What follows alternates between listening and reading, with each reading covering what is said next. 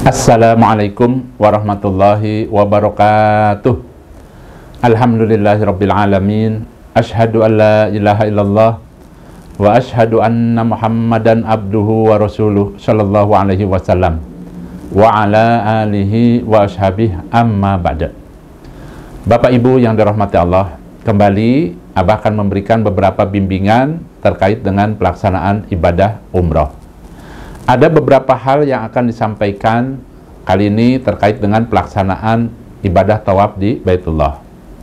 Jadi pada saat nanti Bapak Ibu melaksanakan ibadah umroh, ya, insya Allah Bapak Ibu akan masuk ke Masjidil Haram, kemudian melaksanakan tawaf di Baitullah.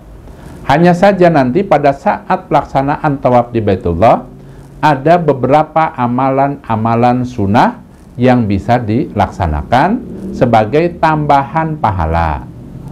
Nah, kemudian Abah akan sampaikan ini supaya Bapak Ibu yakin, kemudian mantap di dalam melaksanakan ibadahnya, tidak ada keraguan karena sudah mendapatkan keilmuan. Nah, untuk itu di sini Abah akan jelaskan apa yang dimaksud dengan amalan sunnah pada saat tawaf di Baitullah. Amalan sunnah dalam tawaf di Baitullah adalah beberapa amalan yang dianjurkan untuk bisa dilaksanakan ketika melaksanakan tawaf di Baitullah. Barang siapa yang bisa mengamalkannya, maka dia mendapatkan tambahan pahala. Sebaliknya, barang siapa yang meninggalkannya, maka dia tidak berdosa dan tawafnya tetap sah. Nah, kemudian apa saja amalan sunnah pada saat tawaf? Yang pertama yaitu ittiba bagi jamaah laki-laki. Nah, maksudnya di sini adalah ittiba ini yang dimaksud adalah meletakkan bagian tengah pakaian ihram di bawah bahu kanan, sedangkan kedua ujungnya diletakkan di atas bahu kiri, sehingga bahu kiri tertutup dan bahu kanan terbuka. Jadi khusus untuk jamaah umroh laki-laki pada saat baru datang ke Mekah untuk melaksanakan tawaf umroh, maka disunahkan bahu kanannya, yang atas ini bahu kanan itu terlihat atau terbuka, dan bahu kirinya supaya tertutup. Nah, itu hukumnya sunnah. Umpamanya lupa, bagaimana Abah? Pada saat melaksanakan tawaf umroh, kedua bahunya tertutup, maka secara hukumnya karena ini sunnah, maka tawafnya itu tetap sah. Jadi tidak perlu ragu-ragu. Di sini Abah jelaskan. Dipahami ya? Karena itu tadi apa? Hukumnya sunnah. Yang kedua pada saat tawaf mencium, mengusap atau isyarah ke Hajar Aswad sambil membaca takbir. Itu sunnah hukumnya. Hukumnya sunnah. Jadi kan pada saat Bapak Ibu Bismillah, Allahu Akbar, pada saat akan melaksanakan tadi apa? Tawaf, itu hukumnya sunnah. Umpama lupa tidak membaca takbir, umpamanya tetap sah tawafnya. Selanjutnya yang ketiga, berjalan cepat pada 3 putaran yang pertama dan berjalan biasa pada 4 putaran yang terakhir. Nah, ini disunahkan untuk laki-laki. Jadi pada saat pertama kali datang untuk melaksanakan tawaf umroh, laki-laki itu disunahkan 3 putaran pertama itu berjalan cepat. Nah, itu hukumnya sunnah. Nah, sedangkan untuk wanita caranya yaitu berjalan biasa saja. Jadi yang disunahkan berjalan cepat atau lari-lari kecil Itu untuk laki-laki pada saat 3 putaran pertama. Itu ya. Nah, adapun umpama tidak bisa dilaksanakan karena ini hukumnya sunnah, maka tetap sah tawafnya. Kemudian Abah jelaskan mengenai berjalan cepat pada saat tawaf untuk laki-laki ini itu disunahkan, yaitu untuk tawaf kudum dan juga untuk tawaf umroh saja.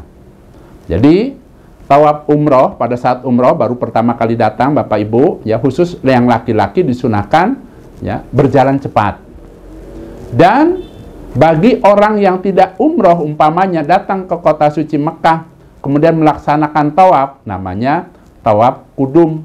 Ya, bahasa mudah dimengertinya adalah tawaf selamat datang karena baru pertama kali datang umpamanya karena tugas ke Mekah umpamanya, ya tidak untuk melaksanakan umroh, hanya saja dia ya sunahnya itu datang ke Baitullah kemudian melaksanakan tawaf kudum. Nah, pada saat melaksanakan tawaf kudum ini sunahnya 3 kali, ya, pada saat 3 kali putaran yang awal itu bagi laki-laki berjalan cepat. Tapi ini hukumnya apa tadi? Hukumnya sunnah. Nah, kemudian selanjutnya yang keempat. Yang keempat yaitu mengucapkan dzikir, ya, dan juga doa pada saat tawaf. Itu hukumnya sunnah. Ya, berarti kalau umpamanya tidak dzikir diganti dengan membaca Al-Quran umpamanya, itu juga boleh. Atau barangkali karena kelelahan, capek umpamanya, ya, pada saat putaran yang terakhir, ya, sudah lelah, kemudian tidak membaca dzikir, apakah itu membatalkan tawafnya? Jawabannya tidak. Karena hukumnya tadi apa? Membaca dzikir pada saat tawaf itu hukumnya sunnah. Selanjutnya yang kelima, berusaha mendekat ke Ka'bah untuk laki-laki. Nah, itu hukumnya sunnah. Sedangkan bagi wanita disunahkan menjauh dari Ka'bah dan juga berusaha menjauh dari rombongan laki-laki. Itu sunnahnya. Umpamanya, ya, bapak dan ibu dibawa sama mutawifnya. Karena mungkin di dalam rombongannya itu ada yang sudah sepuh, banyak wanitanya. Nah, kemudian ya, tidak berusaha mendekat ke Ka'bah, agak menjauh. Nah, itu tetap sah. Ya, maksudnya tetap sah tawafnya. Selanjutnya yang keenam, mengusap atau isyarah sambil membaca takbir saat sampai di rukun Yaman. Ya, pada saat Bapak Ibu sampai di rukun Yaman, itu kan terkadang kalau Abah juga memberikan arahan, diangkat tangannya kemudian membaca takbir. Bismillah Allahu Akbar. Kemudian membaca doa. Rabbana atina fid dunya hasanah wa fil akhirati hasanah wa qina adzabannar. Nah, pada saat mengangkat tangan dan membaca takbir itu hukumnya sunnah.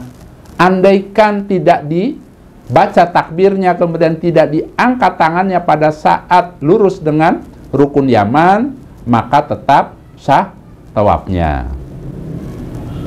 Selanjutnya yang ketujuh, melaksanakan sholat sunnah 2 rakaat di belakang makom Ibrahim sesudah tawaf. Itu juga ya hukumnya sunnah. Umpamanya setelah tawaf itu merasa capek dan lain sebagainya, tidak sanggup melaksanakan umpamanya tadi sholat sunnah di belakang makom Ibrahim, kemudian karena istirahat, kemudian rombongan sudah selesai sholat, kemudian lanjut ke sa'i Safa Marwah, kemudian Bapak Ibu lanjut ke sana ikut, berarti tidak melaksanakan sholat 2 rakaat di belakang makom Ibrahim, maka tetap sah. Ya, sah di dalam pelaksanaan ibadah umrohnya. Karena hukumnya dari segi hukum, sholat 2 rakaat di belakang makom Ibrahim pada saat setelah selesai tawaf itu hukumnya sunnah. Kemudian yang ke-8. Yang ke-8, membaca wattakhidu mimaqami Ibrahima musholla. Umpama tidak baca nih umpamanya karena tidak hafal, maka diperbolehkan ya, karena ini merupakan sunnah.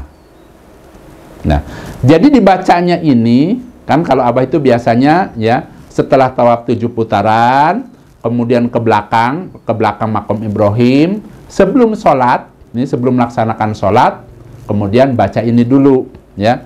A'udzubillahi minasyaitonirrajim wattakhidhu min maqami Ibrahima musholla. Itu prakteknya seperti itu. Kalau umpama ingin diamalkan.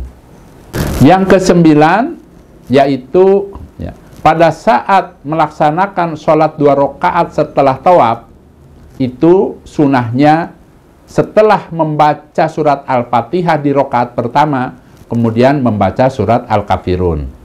Kemudian di rakaat kedua setelah Al-Fatihah membaca surat Al-Ikhlas. Itu hukumnya sunnah. Umpamanya tidak hafal, kemudian membaca surat yang lainnya, maka tetap sah sholat di belakang makom Ibrahim itu. Jadi tetap sah sholatnya. Kemudian yang ke-10, mengusap Hajar Aswad sesudah selesai sholat di belakang makom Ibrahim.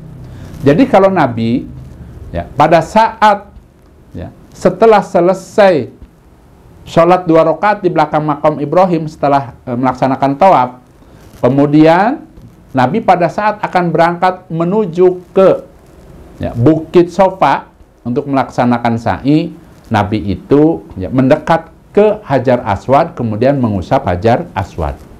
Itu hukumnya sunnah. Ya, kan kalau Abah langsung saja ya setelah minum air Zam-Zam kemudian langsung saja ke Bukit Sofa ya, sebab tadi kan ya sulit untuk mengusap Hajar Aswadnya. Kemudian yang terakhir yang ke-11 ya, minum air Zam-Zam setelah selesai sholat 2 rakaat di belakang makom Ibrahim. Nah itu hukumnya sunnah. Umpamanya Bapak Ibu kelewat ya, pada saat setelah selesai sholat kemudian langsung saja ke Bukit Sofa, maka itu diperbolehkan ya, tetap sah tawafnya ya. Barangkali kan kalau setelah tawaf itu wajib minum air Zam-Zam ya. Nah itu tidak tepat ya, karena hukum minum air Zam-Zam pada saat setelah sholat 2 rakaat di belakang makom Ibrahim itu adalah sunnah. Nah itu ya 11 hal yang Abah sampaikan ini untuk menambah keilmuan sehingga Bapak Ibu tidak ragu-ragu kemudian merasa yakin di dalam ibadah tawafnya ya, khususnya nih masalah tawaf karena Abah jelaskan masalah tawaf. Nah ini sebagai bekal nanti pada saat Bapak Ibu melaksanakan ibadah umroh. Nah saya rasa itu saja Bapak Ibu, mudah-mudahan apa yang disampaikan ini bisa bermanfaat. Abah mendoakan bagi yang akan melaksanakan ibadah umroh, semoga Allah memberikan sehat, aman, selamat, lancar, dan barokah. Selanjutnya, apabila video-video Abah ini bermanfaat, ya, di sini Abah mengingatkan, monggo silahkan diklik tulisan subscribe-nya yang ada di HP Bapak Ibu, ya, di bawah sebelah kanan, di bawah video. Tujuannya adalah agar Abah bisa tetap mengajar di YouTube, tetap eksis, dan mudah-mudahan terus bisa mengajar, bisa bermanfaat keilmuannya untuk orang-orang yang akan melaksanakan haji dan umroh. Alhamdulillah, jazakumullahu khairan. Abah pamit. Wassalamualaikum warahmatullahi wabarakatuh.